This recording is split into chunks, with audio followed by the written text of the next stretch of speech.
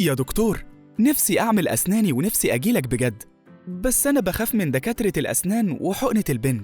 هو ده أكتر سبب بيخلي مرضى الأسنان ما بيروحوش لدكتور الأسنان، وعندهم حق، أنا عذره. إيه الأسباب اللي بتخلي مريض الأسنان يحصل له ألم مع حقنة الأسنان؟ تعالوا نعد مع بعض. اللي قلبه ضعيف ما يكملش الفيديو. أول سبب عندي نوع الإبرة، سمك الإبرة، جودة الإبرة. يعني إيه الكلام ده؟ تخيل معايا أنا بقطع بسكينة تلمع، طبيعي هتوجع قوي، لكن السكينة الحادة بتقطع بس ما بتوجعش. ده بالظبط اللي بيحصل مع إبرة البنج.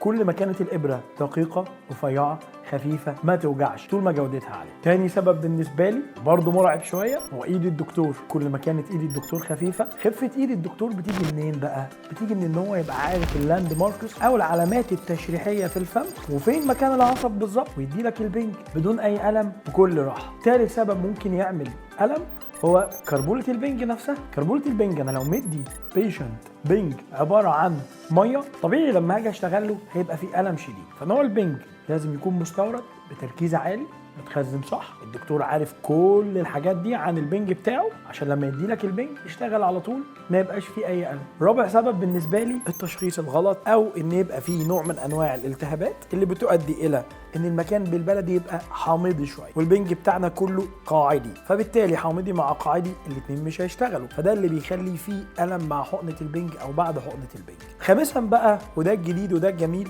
وده اللي متوفر عندنا بفروعنا في قصر الاسنان، جهاز الاس تي اي. وده جهاز بيشتغل تحت مستوى الألم بتاع اي انسان طبيعي. جهاز كمبيوتر لغينا فيه حقنه البنج خالص، وبندي البنج بطريقه كمبيوترايز، يعني مفيش اي تدخل بشري، بالتالي زيرو ألم، وده بنضمنه لاي زائر عندنا قبل ما نبدا اصلا الشغل. فطبقا لكل الاسباب دي، احنا ومع فريق العمل من الاطباء عندنا اشتغلنا على كل الاسباب دي وقدرنا نعمل لها اليمينيشن، يعني نقللها او نلغيها خالص بطريقه البحث العلمي. وبناء عليه زياره طبيب الاسنان دلوقتي بقت امنه جدا، فاختار طبيب اسنان عارف كل العوامل دي وملم بيها عشان تبقى زياره امنه لطيفه لاسنان صحيه.